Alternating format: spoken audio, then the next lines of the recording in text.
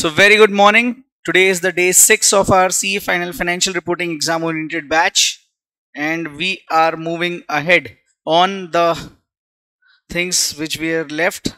Okay, so we have started with something called as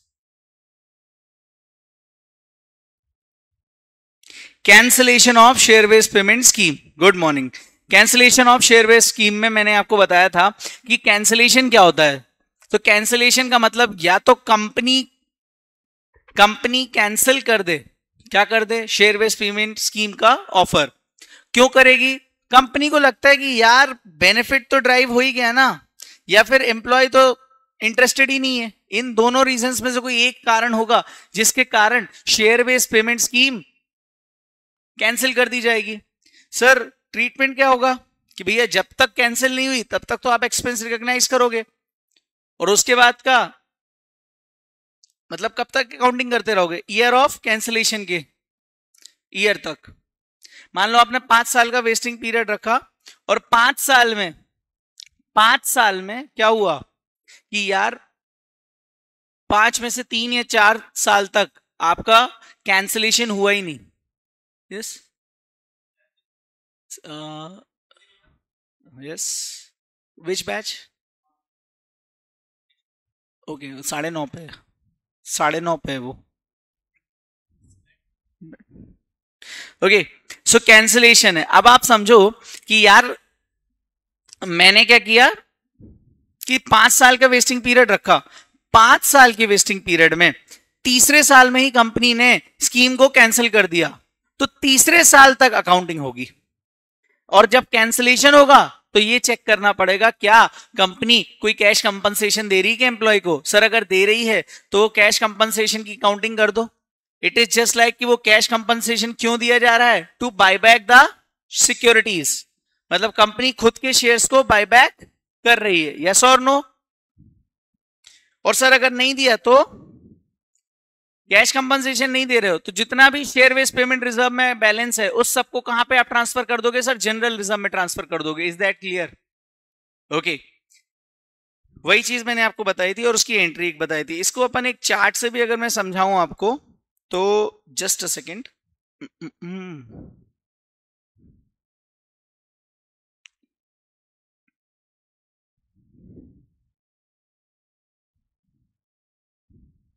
ये chart देखना.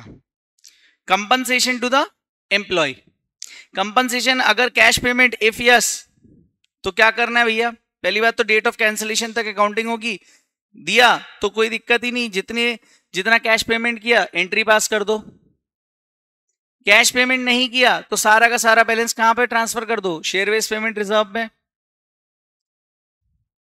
और cash compensation पे करने के बाद भी अगर कोई बैलेंस रह जाता है तो उसको भी कहां पे डालेंगे हम? शेयर बेस्ड पेमेंट रिजर्व में डालेंगे. ठीक है, तो ये तो था हमारा अंडरस्टैंडिंग पॉइंट ऑफ व्यू से. अच्छा, एक क्वेश्चन मैंने आपको होमवर्क दिया था. कौन सा क्वेश्चन था? Question number 9 of your study material. आपका शेयर बेस्ड पेमेंट स्कीम में मैंने आपको क्वेश्चन नंबर 9 दिया था होमवर्क में. किया क्या आपने?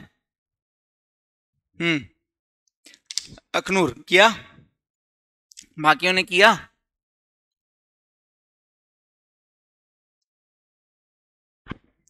किया कि नहीं किया?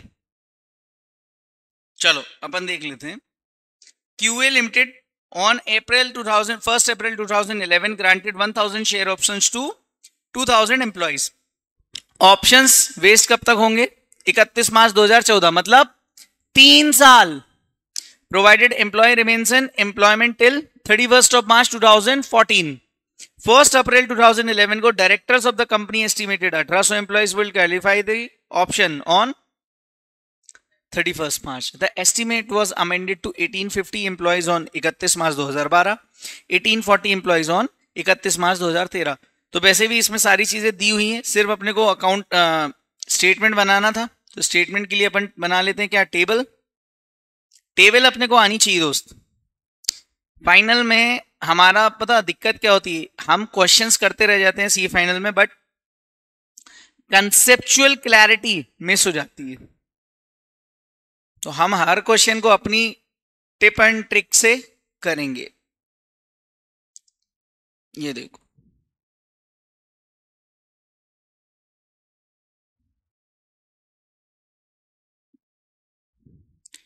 फटाफट से इसको मैं बना लेता हूं। अखनूर होमवर्क किया? राहुल ने तो किया है, संस्कार ने किया है।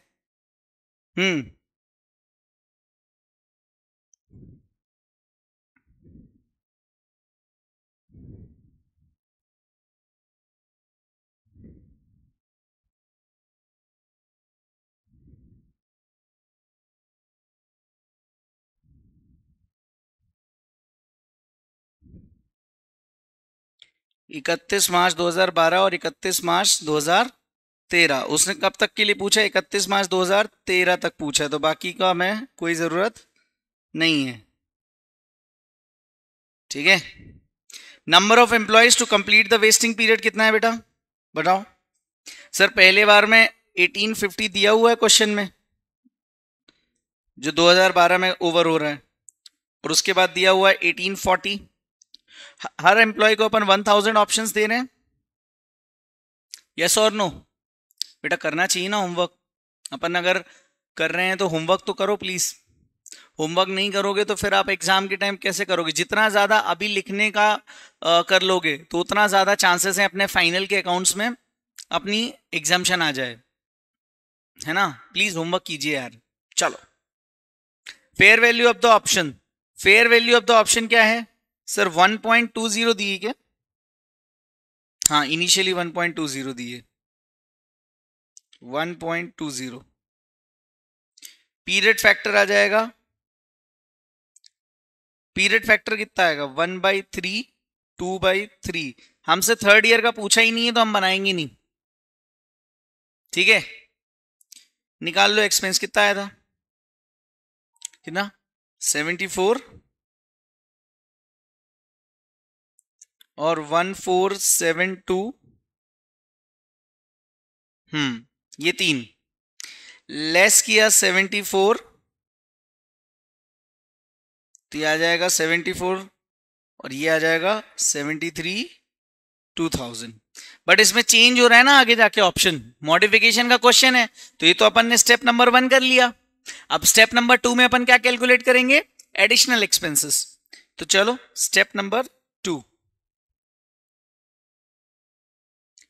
Step 2 additional expense. सिर्फ एक्सरसाइज प्राइस चेंज हो रही है, तो एक्सरसाइज प्राइस अगर चेंज हो रही है तो अपन क्या करेंगे दोस्तों?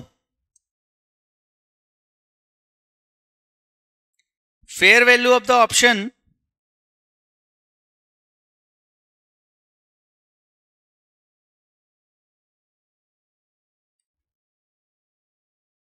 बिफोर मॉडिफिकेशन इक्वल्स टू कितना था? 0.90 हो गया था, और fair value of option after modification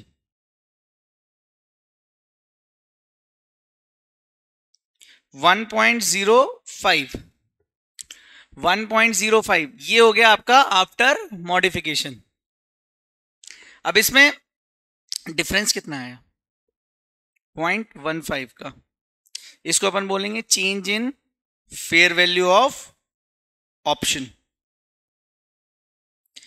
remaining wasting period कितना है?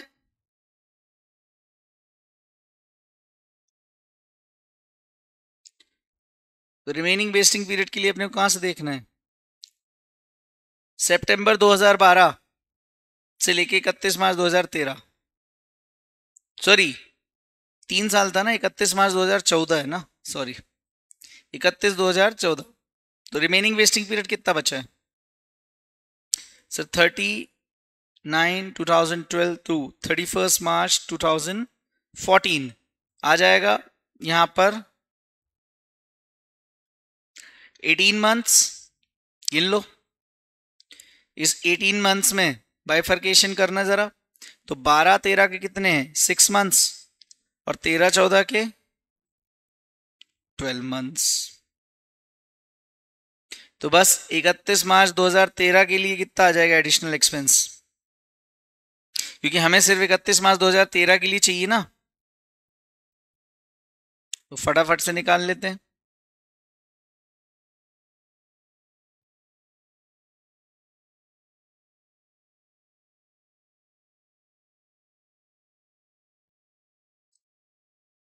1840 1000 और यहाँ चेंज 0.15 हुआ 6/18 पीरियड फैक्टर आ जाएगा आंसर आपका कितना 92,000। Step 3 total expense. तो 31 मार्च 2012 और 31 मार्च 2013 तक कितना हो जाएगा। स्टेप 1 का यहां पे लिख लो और स्टेप 2 का यहां पे लिख लो, हो जाएगा टोटल आपका कितना आया। सर ये पहले था 732,000 और अभी हो जाएगा 92,000 और ये पहले था 74 और ये 0 तो कितना हो गया, ये तो सेम ही रहेगा, ये हो जाएगा 82,400। तो दिस वाज द क्वेश्चन। फटाफट से इसको कर लो, नोट डाउन करो इसको जल्दी।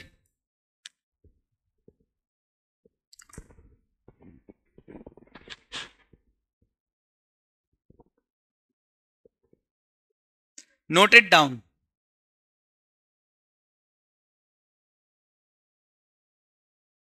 हाँ नोट कर लो जल्दी से। अखनूर नोट कर लिया। पहले तो ये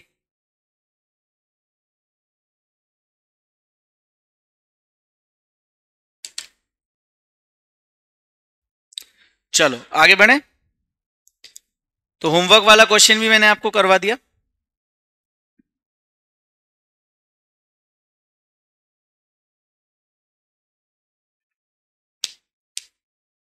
ठीक है, अब एक एग्जाम्पल देखते हैं कैंसलेशन जो अपन ने समझा कल, उसका एक एग्जाम्पल ले लेते हैं सो दैट अपन कर पाएंगे क्वेश्चन को अच्छे से।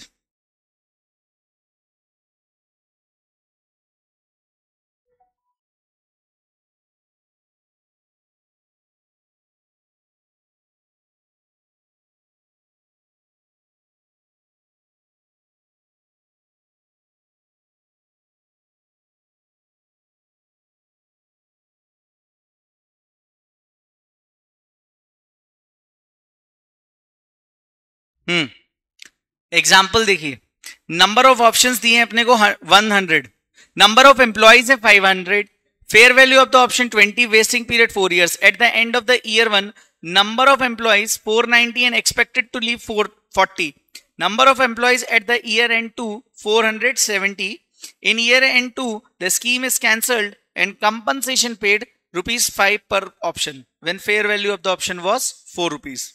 Prepare statement of employee benefit expense as per 102. उन्होंने क्या बोला, सेकेंड ईयर में स्कीम कैंसिल कर दी गई, स्कीम हो गई अगर कैंसिल तो मुझे बताओ कुछ कंपनसेशन पे करना पड़ सकता है क्या। सर हाँ पे करना पड़ सकता है, अगर पे करोगे तो उसके लिए entry share based payment reserve से ही पेमेंट होगा और उसके बाद जो भी बचा उसको जनरल रिजर्व में ट्रांसफर कर दोगे। यस और नो। मैंने आपको कल एक एंट्री बताई थी, क्या एंट्री होती है, share based payment reserve account debit, P&L balancing figure आएगा और टू बैंक अकाउंट। बैंक मतलब जितना कैश कंसिडरेशन हमने पे किया, और ये कहां से पेमेंट हो रहा है, शेयर बेस्ड पेमेंट रिजर्व से। ये शेयर बेस्ड पेमेंट रिजर्व से जो पेमेंट हो रहा है इसको अपन फेयर वैल्यू बोलेंगे।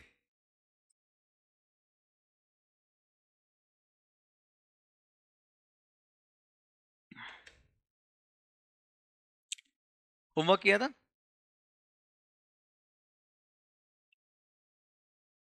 मैंने होमवर्क अभी जस्ट मैच कराया है और वो जो एंट्री कैंसिलेशन की थी उसको बढ़ाया आगे। ठीक है,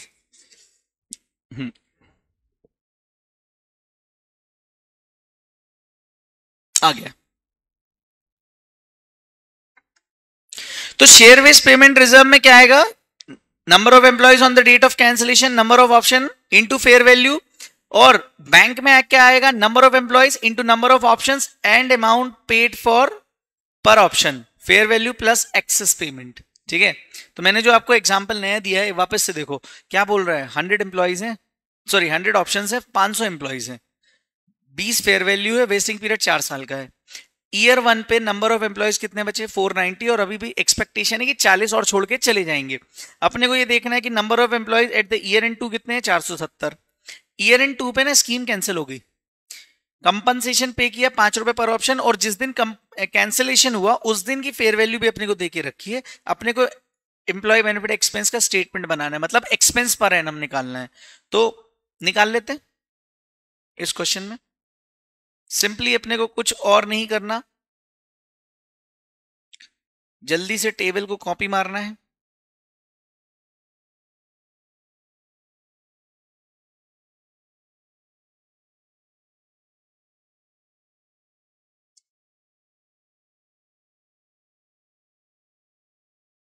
अब कैंसलेशन भी एक दो बार आया है एग्जाम में, एटलीस्ट एक या दो बार तो आया है, but mostly stock appreciation right या फिर मॉडिफिकेशन आया है। तो देखो मेरी टेबल तो फटाक से बन जाती है।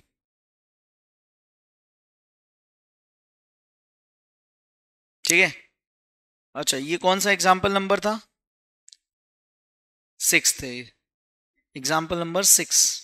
चलो सॉल्यूशन, मुझे बताओ ईयर 1 और ईयर 2 दो ही साल दिए ना इसमें, तो है ना। चलो तो ईयर 1 पे क्या हो जाएगा, नंबर ऑफ एम्प्लॉइज कितने हो जाएंगे सर? 490 तो आपको पता है कि बचेंगे, और 40 और छोड़ के चले जाएंगे, तो 490 लेस 40 मतलब 450 एम्प्लॉइज बचे अपने। यस और नो?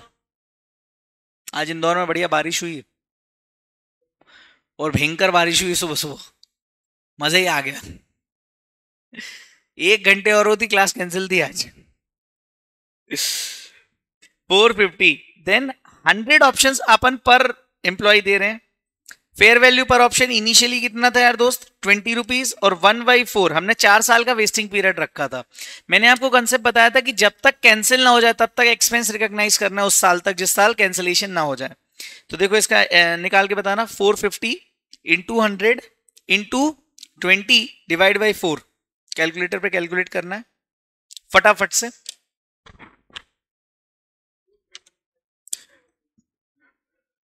2,25,000। यस और नो? ये पहले साल का एक्सपेंस हो जाएगा अपना।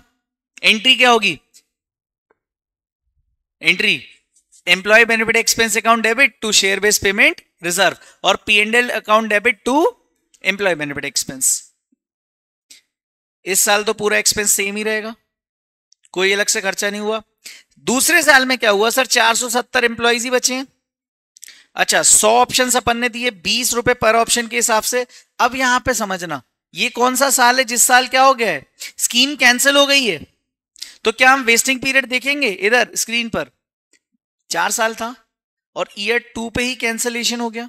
तो दोस्तों जिस साल कैंसिलेशन हो जाएगा उसी साल हम अपनी स्कीम बंद कर देंगे। तो इसको हम या तो ऐसे लिख सकते हैं 2/2 और 4/4, क्योंकि इसके आगे कुछ जाएगा नहीं। निकाल लो इसका भी, कितना आएगा ये? 470 into 100 47,000 into 20 94,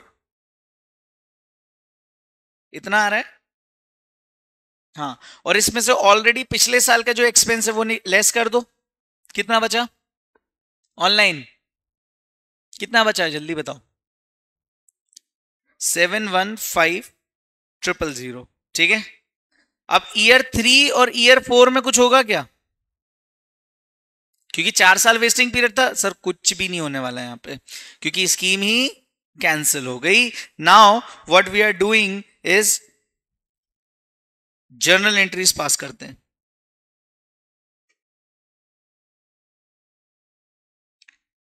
again general entry जिस तरह से मैं पास करूंगा एग्जाम में पास वैसे नहीं करना है। 2 ईयर 3 और ईयर 4, यहां तो कुछ नहीं होना, लेकिन चलो पहला क्या आएगा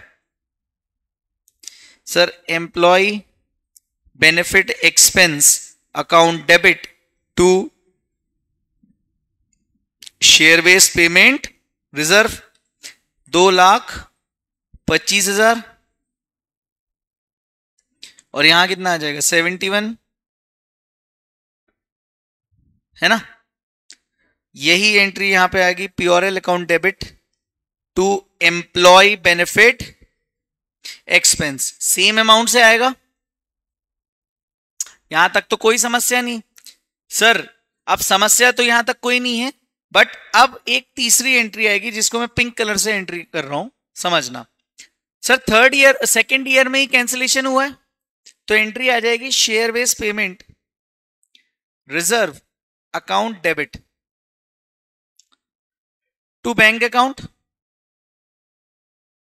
सर कितना कंपनसेशन दे रहे हो, तो देखो 470 एम्प्लॉइज थे इंटू 100 और ₹5 पर एम्प्लॉय कंपनसेशन दे रहे हो आप, कितना आ गया 2,02,35। और यहां पे शेयर बेस्ड पेमेंट से कितना जाएगा 470 इंटू 100 इंटू ₹4 जाएगा, क्योंकि इतनी फेयर वैल्यू थी उस दिन, तो कितना आ जाएगा 188। सर तो जो ये बैलेंसिंग फिगर बचा ये किधर जाएगा, मैंने आपको क्या बताया गया, ये बैलेंसिंग फिगर कुछ और नहीं बायबैक है, याद है। इसको वैसे आप बैलेंसिंग फिगर भी बोल सकते हो, और अगर लॉजिकली देखोगे कितना बचा 47,000।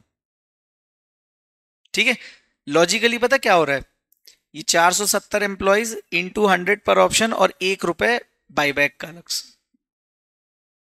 ठीक है, तो ये आपने कैश कंपनसेशन दिया, ये आपने फेयर वैल्यू को देखा, और इसमें से ₹1 क्या बचा आपका पीओरएल, ये बैलेंसिंग फिगर है। ये कौन से ईयर में आएगी एंट्री, सेकेंड ईयर में। सर अभी एक और एंट्री करना बाकी है, क्यों, क्योंकि आपके शेयर बेस्ड पेमेंट रिजर्व में टोटल अमाउंट कितना गया है 9,40,000। इस 9,40,000 में से 1,88,000 तो आपने कंपनसेशन पे करने में दे दिए, तो बाकी का रिमेनिंग अमाउंट कहां जाएगा जनरल रिजर्व, क्योंकि स्कीम अब कैंसिल हो गई है। तो सर अब हम क्या करेंगे, एक एंट्री और पास कर देंगे मालिक, क्या करेंगे share based payment reserve account debit to general reserve. Sir ये अमाउंट कहां से आएगा, बिल्कुल 9,40,000 लेस 188 752, ईयर 2 के एंड पे एक और एंट्री आ गई, सिंपल हो गया, क्वेश्चन खत्म। एक और चीज बोलूं,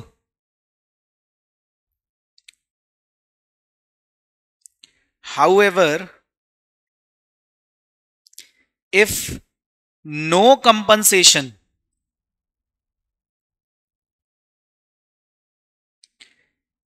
paid to employee,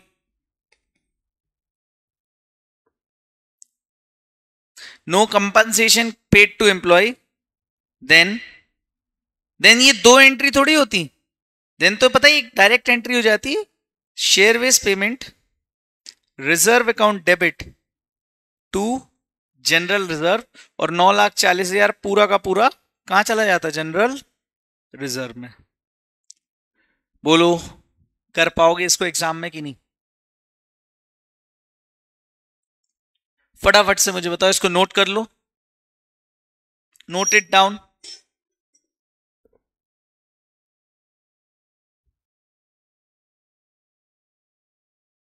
कर लिया, इजी है। तो देखो हमने ना अब इस चैप्टर में जो एम्प्लॉय स्टॉक ऑप्शन स्कीम वाला जो पार्ट था इंटर सीए वाला, उससे रिलेटेड जितनी भी चीजें थी वो सारी हमने खत्म कर दी हैं। ये बहुत इजी पड़ेगा अपने को, कोई मतलब ऐसा खास इसमें दम वाली बात नहीं है। ठीक है, चलो मॉड्यूल लाए हो, मॉड्यूल में अपन आ जाते हैं, कहां गया, ये रहा।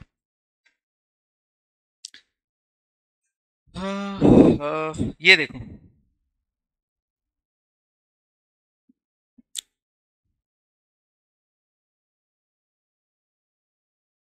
इलस्ट्रेशन 9 हो गया, 10 भी हो गया ना अपना, जो 10 हो गया, ये मैंने होमवर्क ही दिया था। हाँ होमवर्क दिया था क्या, अच्छा चलो, तो अब करते हैं अपन 11th वाला। अच्छा क्वेश्चन है, एग्जाम में आ चुका है।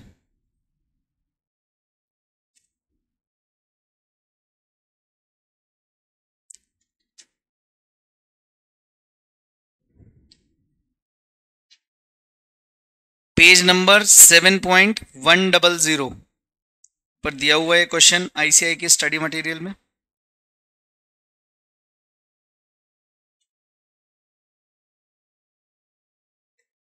ठीक है, फटाफट से इस क्वेश्चन को एक बार देखो, फटाफट से।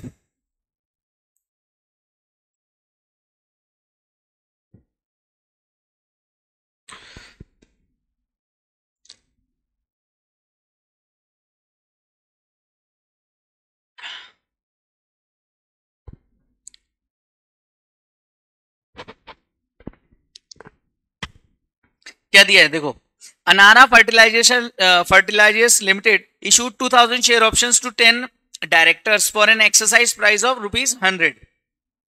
The directors are required to stay with the company for next 3 years. Service condition दी हुई है। Fair value of the options estimated 130। Expected number of directors to vest the option 8। 10 को ऑप्शन दिया, 8 बचे, ठीक है चलेगा। Sir during the year number 2 पर क्या हुआ, there was a crisis in the company and management decided to cancel the scheme immediately। मतलब 3 साल के वेस्टिंग पीरियड के दौरान ये स्कीम पूरे 3 साल चली ही नहीं, सेकेंड ईयर ही कैंसिल कर दी कंपनी ने। कंपनी में कुछ मिसमैनेजमेंट हो गया, मैनेजमेंट ने डिसाइड किया कैंसिल कर दो। जिस दिन कैंसिलेशन हुआ उस दिन प्राइस कितनी थी, फेयर वैल्यू 90, और आपकी market price of the share on the date of cancellation date was 99। There was a compensation which was paid to the directors and only 9 directors were currently in the employment. At the time of the cancellation of such a scheme, it was agreed to pay an amount of ₹95 per option to each। मतलब ये compensation दे रहे हैं, question में clearly mention है कि ₹95 पर option आप कैंसिलेशन के टाइम पर अपने एम्प्लॉइज को दे रहे हो। Suggest how the cancellation will be recorded. मतलब अपने को पहले statement of expense per annum निकालना पड़ेगा, वहां से एक्सपेंस पर एनम निकालेंगे अपन, और कब तक निकालेंगे सर, ईयर 2 तक। क्यों, क्योंकि वहां पे स्कीम कैंसिल हो गई। उसके बाद हम 2 साल की एंट्री पास करेंगे, फिर सेकेंड ईयर के लास्ट में कैंसिलेशन की एंट्री पास करेंगे विद द कंपनसेशन पेमेंट, और उसके बाद जो भी बैलेंसिंग फिगर बचा उसको हम जनरल रिजर्व में ट्रांसफर कर देंगे। चलो विदाउट वेस्टिंग फर्दर टाइम आप भी ट्राई करो, मैं भी ट्राई करता हूं, फटाफट से इस क्वेश्चन को सॉल्व करते हैं। ये क्वेश्चन ऑलमोस्ट, मैं क्या इसलिए आपको एग्जाम्पल करा देता हूं, एग्जाम्पल कर लेने से ना अपने को समझ में आ जाता है कि यार ये है, बस खत्म। चलो तो फटाफट से मैं इसको बना लेता हूं, एक्सपेंस पर एनम के स्टेटमेंट को। ये इंटर सीए में भी बनाते थे अपन, ईशॉप वाले चैप्टर में। कितनी अच्छी चीजें लगती है ना, इंटर सीए की चीजें फाइनल में भी दिखे।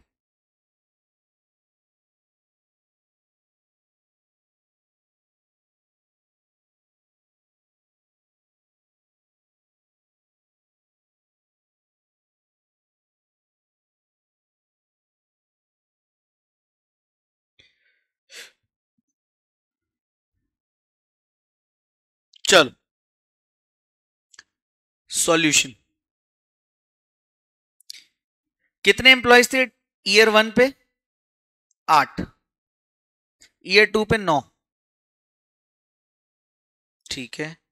नंबर ऑफ ऑप्शंस पर एम्प्लॉय कितना है, 2000, 2000 ऑप्शंस दे दिए। फेयर वैल्यू पर ऑप्शन कितनी दी हुई है, 130। पीरियड फैक्टर हो जाएगा 1/3 और दूसरे में 2/2 हो जाएगा, क्योंकि दूसरे साल ही एक्सपेंस, सॉरी दूसरे साल ही क्या हो जाएगा, खत्म हो जाएगी स्कीम। कितना आया, 69,333 एंड एक और 3, टोटल इतना आया। नेक्स्ट ईयर कितना आएगा, 234,0,0,0 और इसमें से 69,333 लेस हो जाएगा, तो पहले साल का तो 69,333 आ जाएगा, और सेकेंड ईयर का कितना आएगा, अच्छा ऑनलाइन में एक जने बोल रहा है 164, आगे 667, ठीक है यही आया क्या। चलो अब एंट्री करनी है, कंपनी का नाम है Anara limited, sorry Anara fertilizers limited.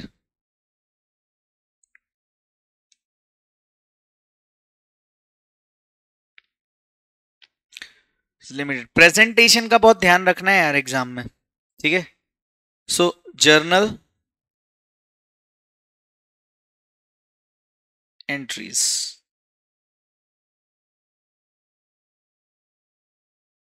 ठीक है, ये आ जाएगा ईयर 1 और ये आ जाएगा ईयर 2। चलो, पहली entry employee benefit expense account debit to share based payment reserve account, share based payment reserve account. दोस्तों कितना आएगा, हमने अभी जस्ट कैलकुलेट किया 693333। I am really happy to share that जो अभी मेरी May 24 वाली फाइनल FR बैच थी, तो लाइव बैच और जो लाइव के साथ जो कभी कभार लाइव ज्वाइन करते थे या फेस टू फेस, इन सब में करीबन 12-15 बच्चे थे और इन 11-15 बच्चों में से 11 बच्चे CA हो चुके हैं। तो आई एम रियली हैप्पी, जल्दी पोस्ट भी शेयर करूंगा। बट यही है कि लाइव और फेस टू फेस का फायदा ये होता है कि पासिंग परसेंटेज ज्यादा होता है as compared to online batch, क्योंकि रिकॉर्डिंग में अपने को भी पता है कि मौत आती है भाई लेक्चर देखने, चाहे वो कोई भी हो, और ऑफिस भी रहता है ना यार, तो मैनेज करना मुश्किल होता है। तो ये तो पहली एंट्री हो जाएगी। इसके बाद दोस्तों अपन कहां चलेंगे, 1646667 ऐसे ही था ना। अच्छा, दूसरी एंट्री क्या हो जाएगी सर, ये पूरा एक्सपेंस कहां चले जाएगा, पीओरएल में सेम अमाउंट से, यस और no, answer is yes. Now what we will be doing कि अब हमें पास करनी है कंपनसेशन की एंट्री, तो ये share based payment reserve account में डेबिट करेंगे अपन टू बैंक अकाउंट। सर हम तो 95 रुपीज पर ऑप्शन पे कर रहे हैं ना।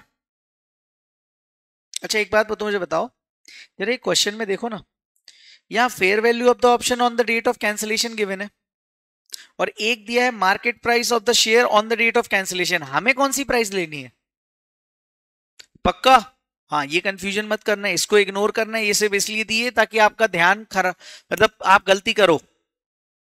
तो चलो इसमें, अच्छा इसमें कितने एम्प्लॉइज को आएगा, कितने सर, 9 थे, 2000 पर option into 95 rupees per compensation दिया, और ये कितना आएगा 9 एम्प्लॉइज 2000 पर option into 90 rupees fair value थी। बताओ अमाउंट कितना आया सेकेंड ईयर में, 1,62,000 आ जाएगा, और ये कितना आया 1, सर ये आ गया 171,000।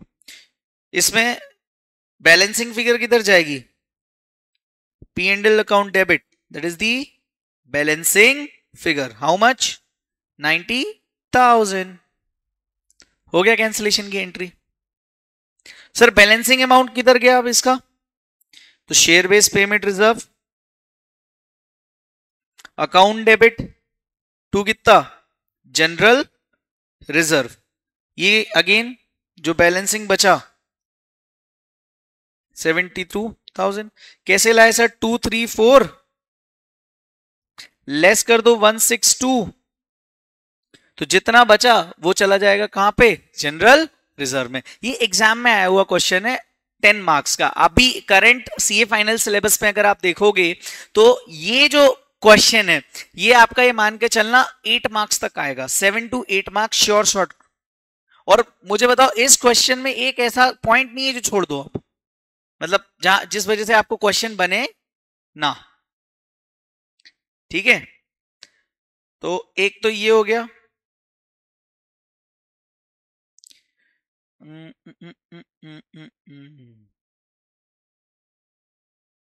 चलो तो अब मैं आपको कुछ होमवर्क के लिए बता देता हूं।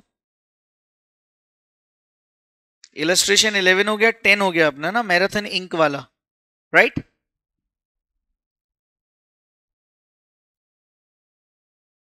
होमवर्क, आज का होमवर्क, अखनूर प्लीज होमवर्क करना है यार।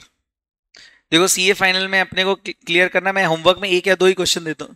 ये हो चुका है क्या, अजय क्लास में कर लिए? नहीं यार, नहीं ये नहीं किया अभी, एप्पल लिमिटेड का नहीं किया है। अपन ने टेस्ट योर नॉलेज का 9th क्वेश्चन किया था। नहीं हुआ, नहीं हुआ। 9th इलस्ट्रेशन मॉड्यूल का है ना। चलो 9th क्वेश्चन इलस्ट्रेशन का अपने को करना है होमवर्क। मैं इसको मर्ज कर देता हूं फाइल में, सो दैट अपना हैंड रिटन नोट्स का जो एक टास्क है वो भी अपनी कॉपी मेंटेन होती रहे, समझे। और फिर अब हमारा, अबे इसे कैसे हो रहा है ये, हाँ आ गया ना।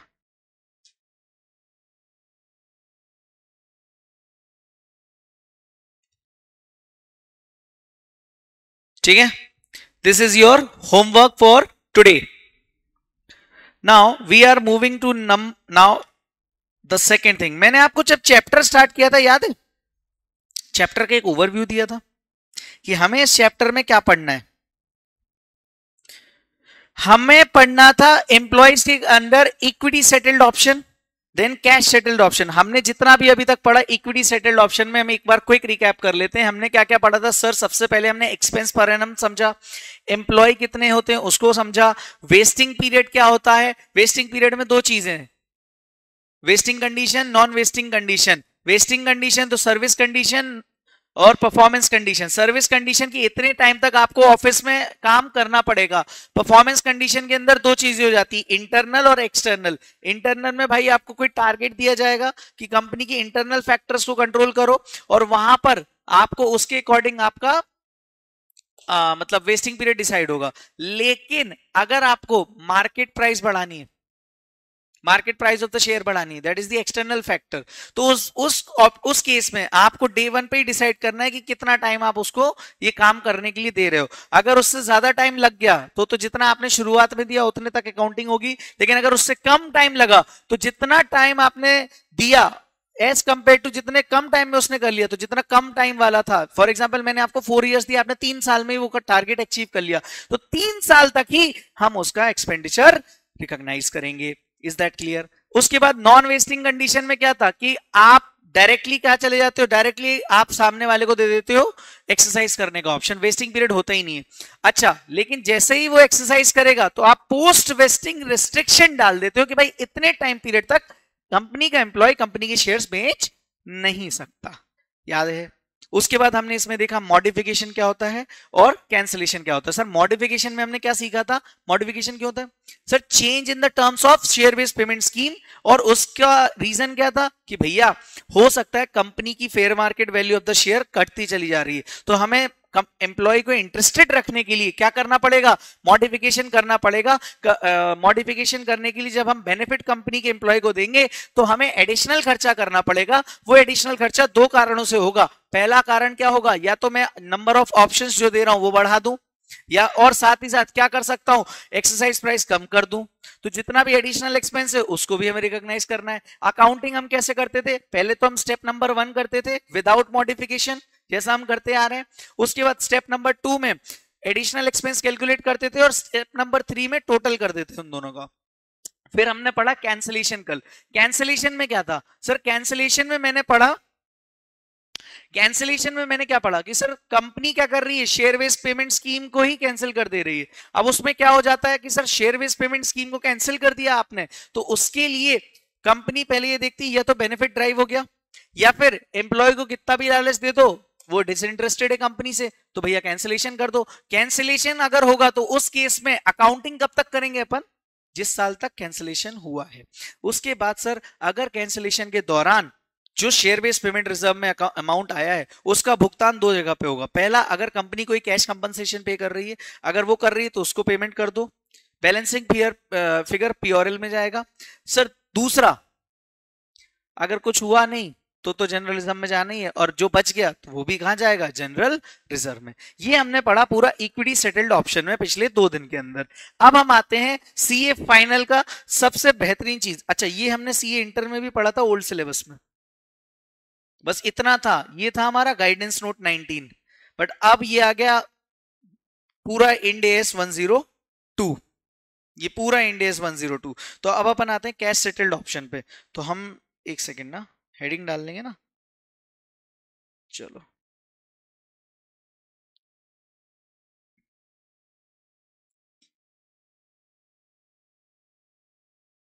ये तो होमवर्क है। चलो कैश सेटल्ड ऑप्शन,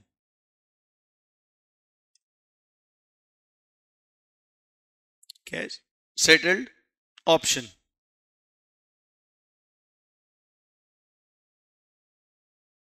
एक सेकेंड ना,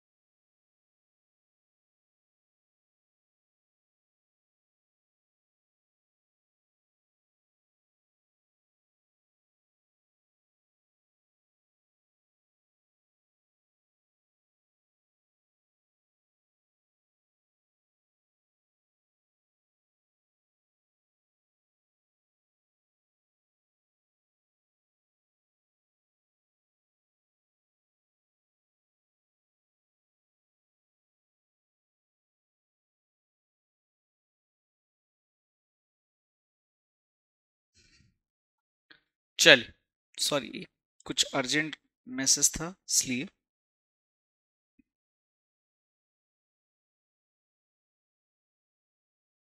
हम्म चलो कैश सेटल्ड ऑप्शन, ये मैंने आपको बताया था कि कंपनी यहां क्या कर रही है, एम्प्लॉय को अपने शेयर्स दे रही है लेकिन कम प्राइस पे as compared to the market price. Yes और नो सर? अब उसमें भुगतान कैसे कर रही है पेमेंट, या तो वो करेंगे क्या पेमेंट के लिए शेयर्स ही दे देंगे, या फिर कैश कंसिडरेशन देंगे, लेकिन उस कैश कंसिडरेशन की जो वैल्यू है वो किस पे डिसाइड होगी, शेयर्स की बेसिस पे। जब ऐसा होगा तो फिर इसको पता इंड एस ने एक और नाम दिया, और हमारे मॉड्यूल में भी ये नाम बहुत फेमस डला हुआ है, that is the stock appreciation rights. क्या नाम है, लिखो इसको, also known as stock appreciation rights। Is that clear?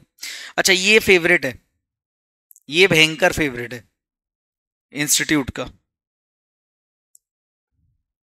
ये इतना फेवरेट है कि मतलब मैं बता नहीं सकता। ये मोस्टली आता है एग्जाम में क्योंकि ये सी फाइनल में ही है, इंटर में भी नहीं है, और फाउंडेशन की तो बात ही नहीं। फाउंडेशन में तो क्या 11वीं 12वीं का पढ़ा देते हैं, फिर 2-4 चैप्टर नए आ जाते हैं। इसको अपन बोलते हैं स्टॉक अप्रिसिएशन राइट्स। चलो इसकी थ्योरी समझे पहले, क्योंकि अपने को थ्योरी लिखने में टाइम वेस्ट नहीं करना। क्या होता है सर ये स्टॉक अप्रिसिएशन राइट, देखते हैं। It is an arrangement where employees are entitled to recover either the cash, only the cash equal to the increase in the value of share up to the date of exercise of options। मतलब एक इस तरीके का arrangement है, किस तरीके का, जहां पर आप शेयर्स के बदले क्या दे रहे हो, कैश दे रहे हो, उसको बोल रहे हो कि भैया कैश दे रहे हैं, और एम्प्लॉय हमसे क्या ले सकता है, कैश, किसकी वैल्यू के बराबर, इंक्रीज इन एक्सरसाइज प्राइस या exercise value of the share up to date of exercise of options. क्या हुआ, एक कंपनी थी एचडी लिमिटेड और एक शेयर होल्डर था हर्ष, 3 साल का वेस्टिंग पीरियड था, फेयर वैल्यू कितनी थी, 100 रुपए थी, एक्सरसाइज प्राइस उसकी ऑप्शन की कितनी थी, 50 rupees, market price on the date of exercise पता कितनी हो गई, 170। जिस दिन एक्सरसाइज करने आया वो ऑप्शन, ऐसा हो सकता है कि भाई प्राइस बढ़ जाए, हो सकता है सर, शेयर का क्या भरोसा, यस और नो। अब आप सोच के देखो, आपने जब डीलिंग करी तब कितना था, जब वो एक्सरसाइज करने जा रहा है उस दिन कितना हो गया? तो आपको अब वो सामने वाला क्या सोचेगा, मैं इसके चक्कर में क्यों बैठा हूं, ये तो मुझे सिर्फ 100 ही रुपए दे रहा है, 100 रुपए का ही शेयर दे रहा है, जबकि इसकी मार्केट में वैल्यू कितनी हो जाएगी? तो भैया एक्स्ट्रा उसको क्या दे रहे हैं? Price beyond which cash will be paid is nothing but the cash payment. Simple. इतना समझ में आया? अभी अभी पूरा नहीं आएगा आपको समझ में, क्योंकि मैं अभी एक एग्जांपल कराऊंगा तो और अच्छे से समझ में आएगा। इतना समझो कि एक कंपनी है, अपने एम्प्लॉय को शेयर बेस्ड पेमेंट स्कीम दिया। अब उस भाई कंपनी बहुत तरक्की कर रही, तो ऑब्वियसली उसकी मार्केट प्राइस बढ़ेगी। मार्केट प्राइस बढ़ेगी तो जिस फेयर वैल्यू पे आज आपने डिसीजन लिया है, सामने वाले को ऑफर किया है, वो प्राइस चेंज भी तो हो सकती है। सर वो प्राइस चेंज होगी तो सामने वाले को इंटरेस्टेड रखने के लिए क्या करना पड़ेगा? कैश कंसिडरेशन पे करना पड़ेगा। कैश कंसिडरेशन जब आप पे करोगे तो it is nothing but your liability. भाई सिंपली अपन ने पढ़ा है कि अगर कंपनी के ऊपर ऑब्लिगेशन है टू पे कैश तो वो लायबिलिटी बन जाएगी, और आउटफ्लो आप काय में कर रहे हो? कैश में। तो देखो, since outflow is in cash which can not be avoided by the entity या company, so expense should be credited to liability. तो जब ये ऐसा होगा तो अपन लिखेंगे share based payment liability account. अभी तक अपन क्या लिख रहे थे? Reserve account. अखनूर, राहुल, संस्कार, समझ में आया? Hello, done. चलो, अकाउंटिंग कैसे करनी है? Fair value of the option at year end of stock appreciation right granted is to be recognised as an expense deferred over the vesting period. मतलब जो शुरुआत में आपका क्या है फेयर वैल्यू ऑप्शन का, उसको हम डेफर करते चले जाएंगे।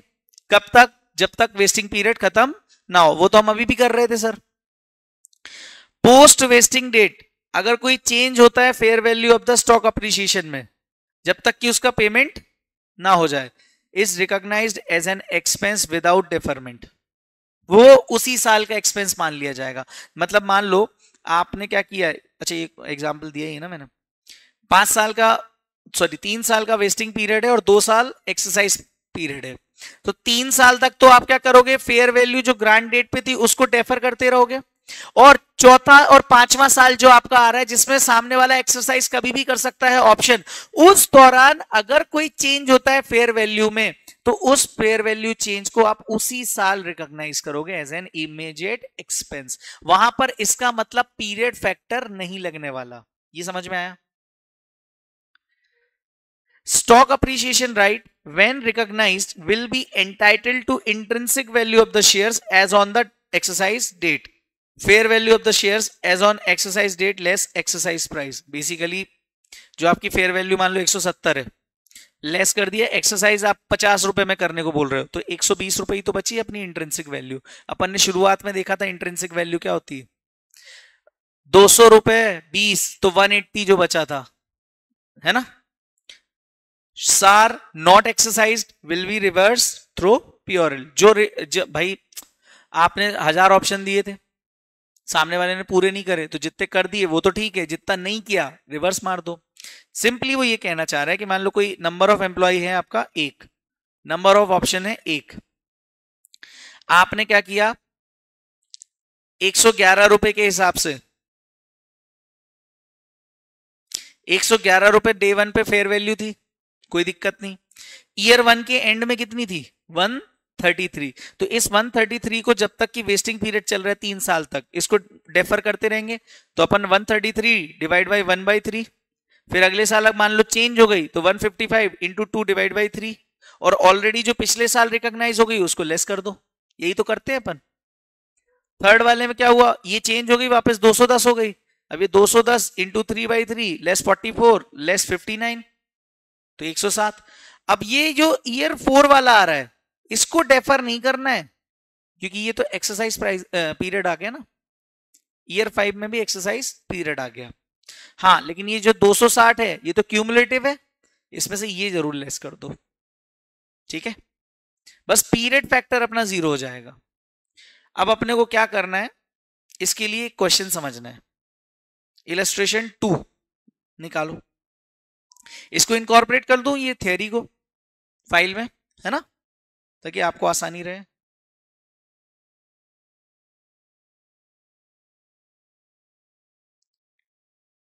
थ्योरी पढ़ना उतना ही जरूरी है जितना प्रैक्टिकल अकाउंट्स में, बिकॉज अपने पास 30 नंबर के मल्टीपल चॉइस क्वेश्चंस भी। यस बैठ जी, ठीक है, पहला पॉइंट तो ये रहा।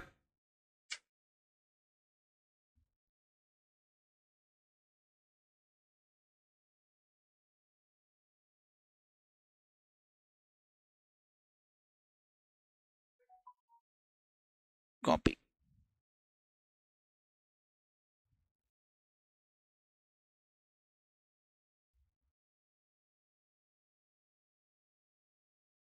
हम्म,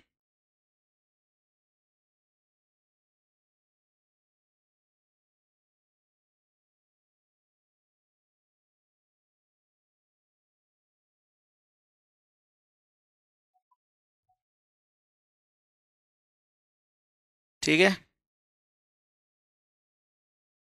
ये मैंने एग्जांपल दे दिया आपके सेल्फ स्टडी के लिए, ऑल्दो मैंने इसको एक्सप्लेन कर दिया। अपन आते हैं मॉड्यूल में। इलस्ट्रेशन नंबर 2 एग्जाम में आ चुका है फाइनल में। अपनी बुक का इलस्ट्रेशन नंबर 1 के बाद आएगा 2, ये रहा।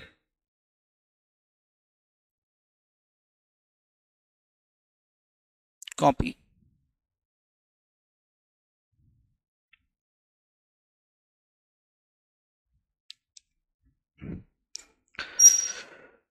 हाँ, पढ़ो इस क्वेश्चन को एक बार। XYZ issued 10,000 stock appreciation rights that waste immediately, मतलब वेस्ट इमीडिएटली हो गया, मतलब वेस्टिंग पीरियड क्या है? 0। Vest immediately to its employees on 1 April 2010। The stock appreciation, अच्छा इसको शॉर्ट में ये लोग सार लिखते हैं, ठीक है। द सार will be settled in cash, ये नहीं लिखते तो हमें पता ही नहीं चलता, जैसे है ना। Using an option pricing method model, at that date it is estimated that the fair value of the SAR is 95 rupees and SAR can be exercised any time up to 31st March 2013। मतलब 2010 से लेके 2013 तक कभी भी उसको exercise किया जा सकता है। Is that clear? चलो, at the end of the period on 31st March 2011 it is expected that 95% of the total employees will exercise the option। 92% of the total employees will exercise the option at the end of the next year। मतलब पहले साल कितने 95% employees ने offer accept किया, दूसरे साल तक कितने बचे 92%, और थर्ड ईयर में बोल रहा है finally 89% will be exercise at the end of the 3 years। So fair values at the end of the each period, हर साल की फेयर वैल्यू दी है। अच्छा सुनो, एक्सरसाइज प्राइस की फेयर वैल्यू अपने को उस टाइम पे निकालनी पड़ेगी।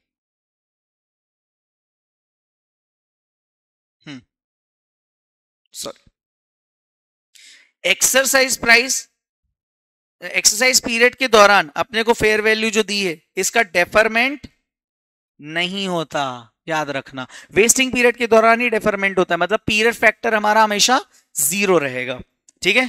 तो चलो इस क्वेश्चन को सॉल्व करें।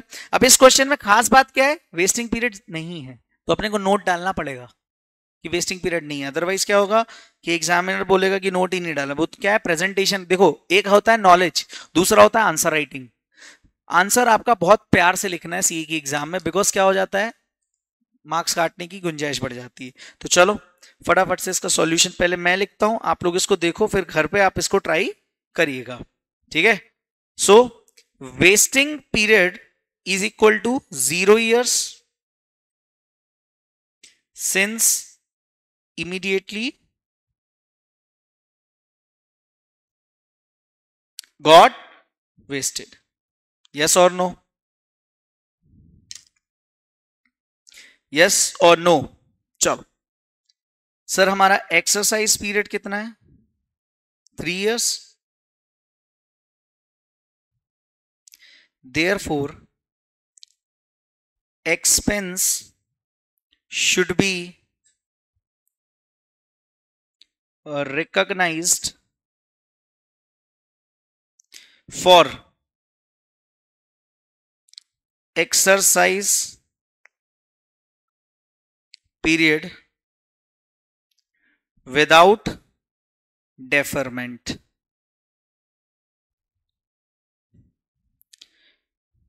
अच्छा, ये अपन स्टेटमेंट भी बना लें पहले। स्टेटमेंट काय का एक्सपेंस पर एनम निकालने के लिए।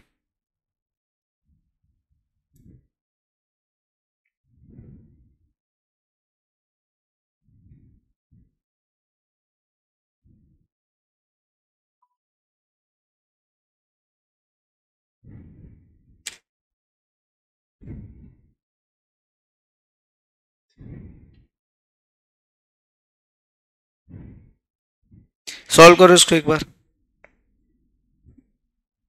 इसको मैं रफ कर दूं।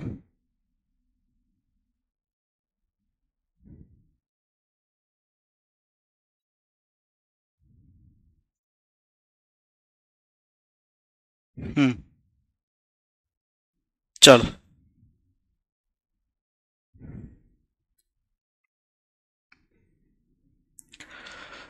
क्वेश्चन पढ़ लिया था ना।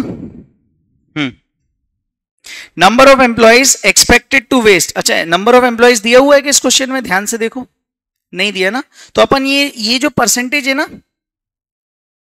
इसी को मान लेंगे। ठीक है, कैसे? देखो, अभी यहां पे दिया 95%, यहां दिया कितना 92% और 89%। एक मिनट, 1 अप्रैल 2010 से, तो ग्रांट डेट भी तो कंसिडर करेंगे। एक सेकेंड,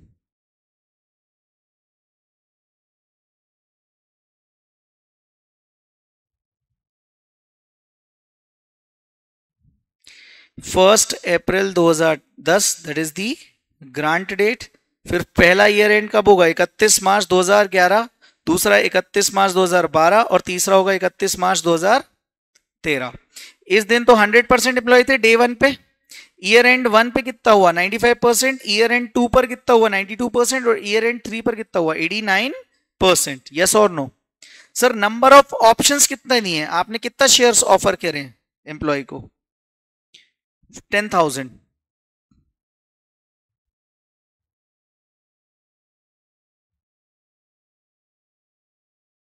फेयर वैल्यू पर ऑप्शन हर साल की अलग अलग है। डे 1 पे कितनी थी भाई? 95। डे 2, 3, सॉरी, ईयर 2, 3 और 4, तो ये देखो 95, 112, 109 और 114। पीरियड फैक्टर आएगा? नोप, इमीडिएटली वेस्ट हो गया। करो, ए इंटू बी इंटू सी इंटू डी। डी में कुछ दिया नहीं है तो कुछ भी इंटू नहीं करोगे, है ना? निकालो 100% इंटू 10,000 इंटू 95, ये तो हो जाएगा 95,000। नहीं, 9,50,000 ऐसा कुछ आएगा। दूसरा 1064,000 आ जाएगा। हाँ, और ऑनलाइन ओके, बोल रहे हैं 1002800। Third okay 1014600। अच्छा, ये पहले साल ऑलरेडी कितना एक्सपेंस रिकॉग्नाइज होगा? कुछ भी नहीं, बट दूसरे साल में अपने को लेस करना पड़ेगा ना यार। लेस कर दो इसमें से ये, क्योंकि ये तो टोटल क्यूमुलेटिव एक्सपेंस है और हमें पर expense for the current year चाहिए। डिफरेंस बताओ। 114,000। दूसरा, ये तो सर ये नेगेटिव आ गया, देखो ये नेगेटिव आएगा 61200 और ये 11800। यही आ रहा है क्या? चेक करना देवांश भाई। अब हम जर्नल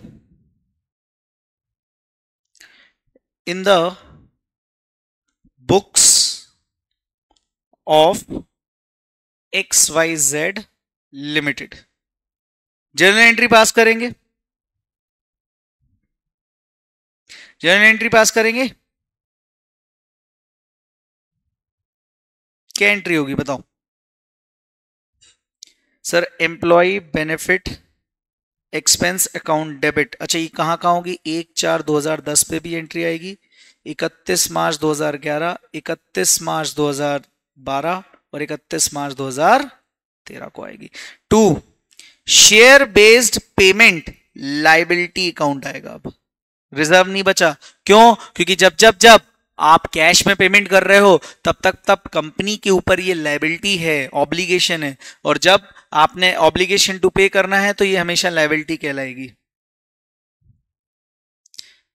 तो ये आ जाएगा 9,50,000 ईयर 1 पे। ईयर 2 पे कितना आया? 1,14,000।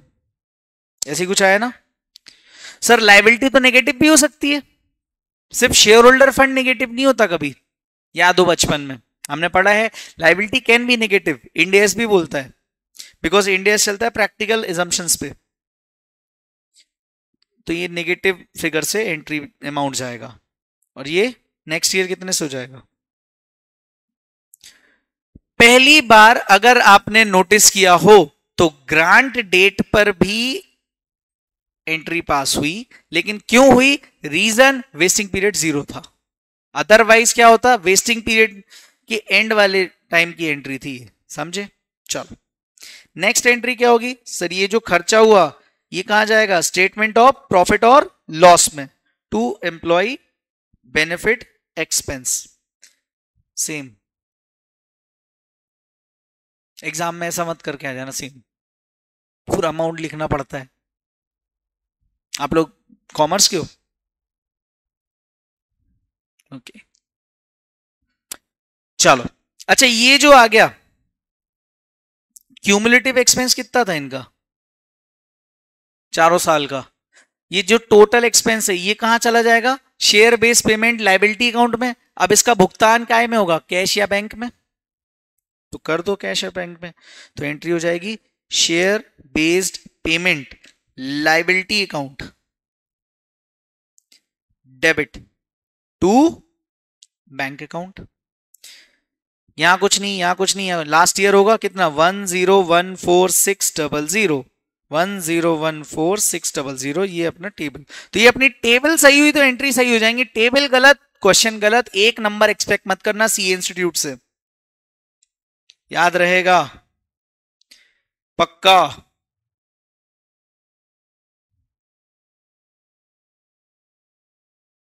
चलो आज थोड़ा सा होमवर्क ज्यादा रहेगा। कहां चले गए यार? हाँ आप ये देखोगे ना, बहुत छोटे से क्वेश्चन दिए।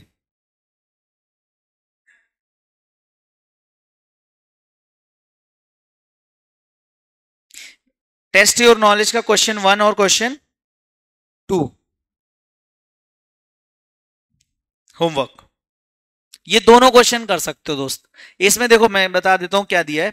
N entity issued 100 shares each to its 1000 employees, subject to service condition है 2 साल। सब्जेक्ट सर्विस कंडीशन है मतलब 2 साल तक तो आपको सर्विस देनी ही पड़ेगी। ग्रांट डेट पे फेयर वैल्यू 195 है। एक्सपेक्टेशन है कि 90% of the employees will remain in service eight the end of the first year. However, at the end of the second year, the expected employees to remain in service would be 91%. Calculate expense for the years 1 and 2. बस सिर्फ और सिर्फ expense बताना है। ये question exam में आएंगे नहीं, बट ये आपके बेसिक कैलकुलेशन। हाँ एग्जाम में कब आएंगे ये? जब वो केस स्टडी देते हैं ना, तो मल्टीपल चॉइस क्वेश्चंस आ सकते हैं। अरे वो 3 पेज की केस स्टडी देते हैं उस पर 5 एमसीक्यू पूछने उनको, 2 नंबर का एक, तो वहां ये कर सकते हैं। तो वहां आपको कैलकुलेटर चलाते आना चाहिए। An entity issued 50 shares to its 170 employees subject to service condition of next 2 years. Settlement is to be made in cash. मतलब ये सार का क्वेश्चन है। ये लाइन जैसे ही पढ़ लोगे ना तो ये स्टॉक अप्रिशिएशन राइट का क्वेश्चन है। Grant date fair value of the share is 85 rupees each. However, the fair value at the end of the first and second year was this. Calculate मतलब एक इक्विटी सेटल्ड ऑप्शन है, दूसरा stock appreciation right. बहुत आसान question है, कर सकते हैं अपन इनको। और इसके अलावा मैंने आपको एक और दिया है ना, हाँ इसमें क्या है ये भी देख ही लेते हैं ना। Apple limited granted 10,000 share options to one of its directors which he must work for next 3 years and, ध्यान से देखना दोस्तों, एंड लिखा है। Price of the share should increase by 20%। मतलब आपको सर्विस कंडीशन भी दी है प्लस परफॉर्मेंस कंडीशन भी दी है over next 3 years। The share price has moved as per the below details. हमें क्या टारगेट था, 20% बढ़ाना है 3 साल के अंदर। हमने पहले साल में ही 22% बढ़ा दिया, लेकिन साथ ही साथ 3 साल तक ऑफिस में जॉब भी देनी है, मतलब वर्क करना पड़ेगा। तो 3 साल में पहला साल तो हमने कर लिया, अब दूसरे साल देखो 20% बढ़ाना था, हुआ क्या, नहीं हुआ। लेकिन फिर भी ये वाली कंडीशन भी तो करनी है मैच। तीसरे साल में दोनों हो गई बस। तो at the grant date the fair value of the option was 120। How should we recognise the transaction? इसको कैसे रिकॉग्नाइज करेंगे ट्रांजैक्शन को? तो कुछ नहीं, आपको क्या करना है, एम्प्लॉय बेनिफिट एक्सपेंस की टेबल बना लेनी है और फिर एंट्री पास कर देनी है। कर पाओगे? बोलो। अखनूर, राहुल, संस्कार, ऑनलाइन वाले। ओके चलो, ये तो हो गया अपना क्या, इतना क्वेश्चन अगर आप कर लोगे, उसके बाद कल अपन करेंगे इसका एक एग्जाम का बहुत तगड़ा क्वेश्चन। सिर्फ इसको रीड करके आना है, करेंगे अपन यहीं पर। 7th क्वेश्चन MINDA इशूड वाला, अच्छा क्वेश्चन है, मजा आ जाएगा। क्योंकि इसमें पता क्या है, इसमें स्टॉक अप्रिशिएशन राइट्स तो हैं विथ मॉडिफिकेशन। हमने मॉडिफिकेशन पढ़ा ना, तो मजा आएगा।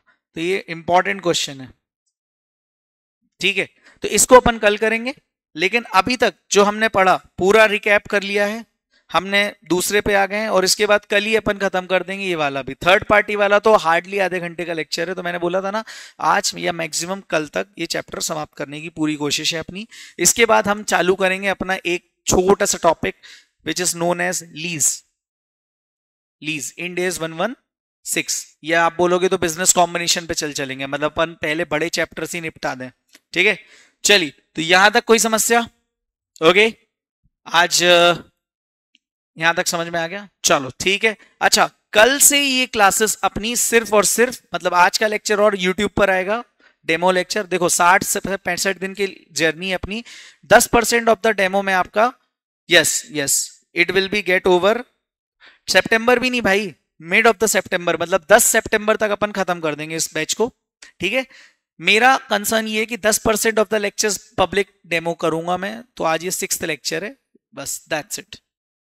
इसके बाद मैं कोई भी लेक्चर पब्लिक नहीं करने वाला इस बैच का। तो अगर आपको रजिस्टर होना है, आप मुझे व्हाट्सएप कर दीजिएगा, मैं आपको रजिस्ट्रेशन लिंक भेज दूंगा, और उसके बाद फिर अपनी एक लिंक सेपरेट हो जाएगी, आपको एक्सेस मिल जाएगी वगैरह वगैरह, ठीक है। सो कोशिश ये 10 सितंबर तक, उससे पहले हो जाए बैच खत्म तो माफी चाहूंगा, लेकिन उसके बाद भी हुआ तो हार्डली 5 दिन प्लस माइनस करके चलना, कि अगर 10 सितंबर डेट है तो या तो 5 सितंबर या 15 सितंबर, बस इससे ज्यादा नहीं होने वाला। उसके बाद रिविजन्स, ठीक है। और 102 का तो रिवीजन ऑलरेडी मेरे YouTube पर है, तो वो भी आप रेफर कर सकते हो, मैं शेयर कर दूंगा। ओके, चलिए आज के लिए सभा समाप्त, मिलते हैं कल, बाय।